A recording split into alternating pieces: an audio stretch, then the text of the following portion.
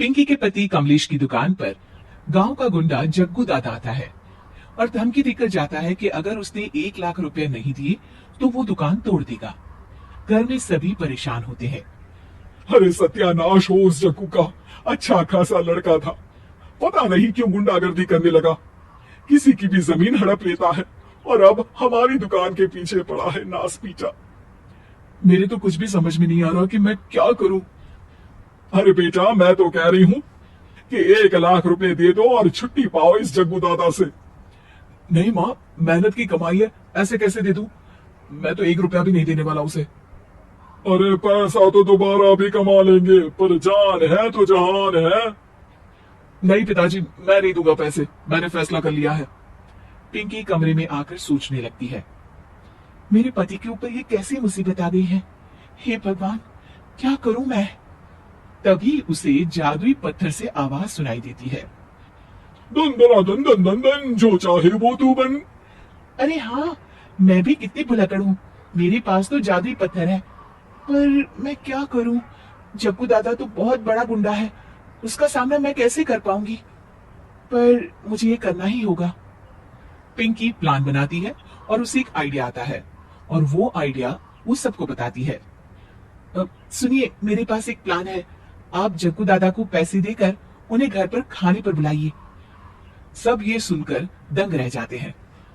लो और सुनो, अरे वो तुम्हारे दूर के चाचा नहीं है जिसको खाने पर बुलाया जाए। जग्गू दादा है इस गांव में सबसे अमीर और 1 नंबर का गुंडा। वो सासू माँ, मैं जो कह रही हूँ वो करके तो देखिए। मैं आपको यकीन दिलाती हूँ कि कल के बाद जग्गू दादा हमें कभी परेशान नहीं करेगा। पिंकी के कहने पर कमलेश जग्गू दादा को रुपए देता है और उसे अपने घर खाने पर बुलाता है। अरे भाई, मानना पड़ेगा कमलेश, काफी तरक्की कर लिया है तुमने। 1 लाख रुपए तो बड़ा ही कम डोनेशन था। जग्गू दादा सोफे पर बैठता है और सबसे मिलने लगता है। अरे भाई, लता मौसी ठीक तो हो ना? सुना है घुटने में बहुत दर्द रहता है। हाँ बेटा, पर तुझे कैसे पता चला? अरे जग्गू दादा सारे गांव की खोज खबर रखता है, और वैसे भी मेरी माँ और आप तो बचपन की सहेलियां थी ना, तो आप तो हमारी मौसी हुई। मौसी कहकर 1 लाख रुपए का चूना लगा रहा है कमबख्त। तभी बेल बजती है और कमलेश दरवाजा खोलता है तो सब दंग रह जाते हैं। अरे एमपी साहब, आप आइए आइए। आप कमलेश को कैसे जानते हैं? अरे भाई, कमलेश हमारे बड़े ही अच्छे मित्र हैं और मैंने सुना है कि आप इनकी दुकान हड़पना चाहते हैं, इनसे चंदा भी मांगते हैं आप। अरे एमपी जी, वो तो बस थोड़ा धंधे में मंदी चल रही थी तो गांव वालों से थोड़ी मदद मांग ली। देखो जग्गू दादा, होंगे दादा तुम अपने घर के, ये हमारे पहचान के लोग हैं, इनके साथ तुमने कुछ भी उल्टा सीधा किया तो सीधा जेल में डाल देंगे, समझे? फिर वहां बाकी कैदियों से चंदा मांगते फिरोगे क्या? जग्गू घबरा जाता है और वहां से जाने लगता है। जी जी एमपी जी, समझ गए, हम चलते हैं। हमें माफ कर दो कमलेश बाबू। अरे बेटा, खाना तो खा लेता। अरे जग्गू। जग्गू दादा को भागता देख एमपी के रूप में बदली पिंकी हंसने लगती है और सब एमपी के पास आते हैं और उनका धन्यवाद करते हैं। आपको कैसे पता चला एमपी साहब कि जग्गू हमें परेशान कर रहा था?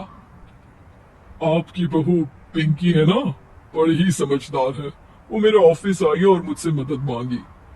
क्या पिंकी ने यह सब किया? पिंकी अपने रूप में वापस आ रही होती है। अच्छा, मैं चलता हूँ, मेरा मतलब है। अरे ऐसे कैसे, आप बिना खाना खाए नहीं जा सकते, आइए आइए। नहीं, फिर कभी मुझे जाने दीजिए। पिंकी भागती है। अरे इन्हें किस बात की जल्दी थी? लगता है कोई इम्पोर्टेंट मीटिंग होगी माँ। हाँ भाई, बड़े लोग हैं, दिन में कुछ ना कुछ चलता ही रहता है, लेकिन भगवान का शुक्र है कि आज बहू की वजह से सब सही हो गया। पर बहू है कहाँ? पिंकी घर से दूर भागते भागते अपने रूप में वापस आ जाती है। उफ, बाल बाल बच गई आज तो।